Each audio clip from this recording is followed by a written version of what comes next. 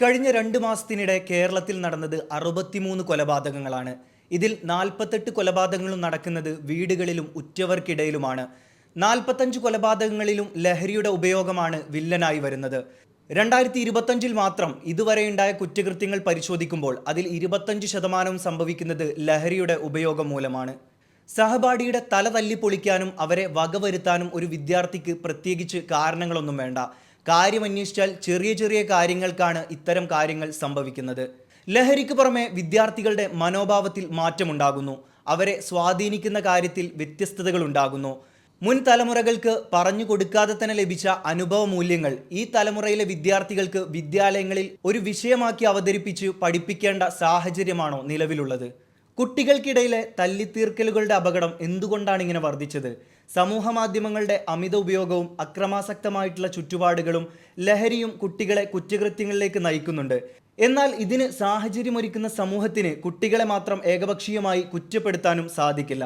2K kids എന്ന് പേരിട്ട് വിളിക്കുന്ന നിലവിലെ വിദ്യാർത്ഥി സമൂഹം പറയുന്നത് ഇങ്ങനെയാണ്: ഞങ്ങളിലെ മാറ്റങ്ങൾക്കനുസൃതമായിട്ടുള്ള ഒരു പരിസ്ഥിതി ഓൾഡ് ജനറേഷൻ ഇതുവരെയും ഒരുക്കി തന്നിട്ടില്ല. വിദ്യാഭ്യാസ രീതിയും സമ്പ്രദായവും സിസ്റ്റവും എന്തുകൊണ്ടാണ് ഇപ്പോഴും മാറ്റമില്ലാതെ തുടരുന്നത് എന്നാണ് അവരിലെ ഒരു വിഭാഗം ചോദിക്കുന്നത്.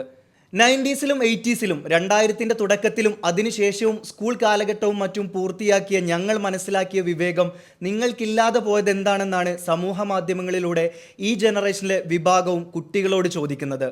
യഥാർത്ഥത്തിൽ ഇതിനെല്ലാം കാരണക്കാർ ആരാണ്? ഇന്ന് കേരളത്തിൽ ജീവിക്കുന്ന അല്ലെങ്കിൽ കേരളത്തിലെ ഭരണ പ്രതിപക്ഷ സംവിധാനം ഉൾപ്പെടെയുള്ളവർക്കെല്ലാവർക്കും ഈ ഒരു കാര്യത്തിൽ ഉത്തരവാദിത്തമുണ്ട് എന്ന് തന്നെ പറയേണ്ടി വരും.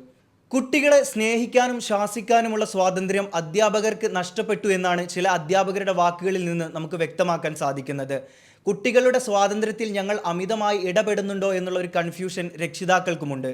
ഇത്തരം സന്ദർഭങ്ങളോട് വൈകാരികമായി പെരുമാറുന്ന കുട്ടികളെ നമുക്ക് കാണാൻ സാധിക്കും. ഉപദേശങ്ങളെ തന്തവൈബായും ശാസനകളെ വ്യക്തിസ്വാതന്ത്ര്യത്തിലേക്കുള്ള കടന്നുകയറ്റമായിട്ടുമാണ് ചിലർ കാണുന്നത്. കുട്ടികളിൽ അത് പ്രശ്നമുണ്ടാക്കുമെന്ന് കരുതി തിരുത്തേണ്ട ഘട്ടങ്ങളിൽ അവഗണിക്കാറാണ് പതിവ് എന്നാണ് അധ്യാപകരും പറയുന്നത്. സ്കൂളും ട്യൂഷനും കഴിഞ്ഞ് വീട്ടിലെത്തുന്ന കുട്ടികൾക്ക് ജോലിയുള്ള അച്ഛനമ്മമാരെ കിട്ടാനില്ല. അവരോടൊന്നിച്ചുള്ള സംസാരങ്ങൾ കുറയുന്നു. അപ്പോൾ അവർക്ക് ആശ്വാസമാകുന്നത് മൊബൈൽ ഫോൺ മാത്രമാകുന്നു. രക്ഷിതാക്കളുടെ കാര്യത്തിലും ഏറെക്കുറെ ഇങ്ങനെ തന്നെയാണ് അവസ്ഥ. കുട്ടികൾക്ക് ഭക്ഷണം വാങ്ങിക്കൊടുക്കലോ ട്രിപ്പിന് കൊണ്ടുപോകലോ അല്ല, അവർക്കൊപ്പം ഗുണപ്രദമായി സമയം ചെലവഴിച്ച് എന്തും തുറന്നു പറയാനുള്ള ആത്മവിശ്വാസം അവരിൽ ഉണ്ടാക്കാൻ കൂടി രക്ഷിതാക്കൾക്ക് കഴിയണം.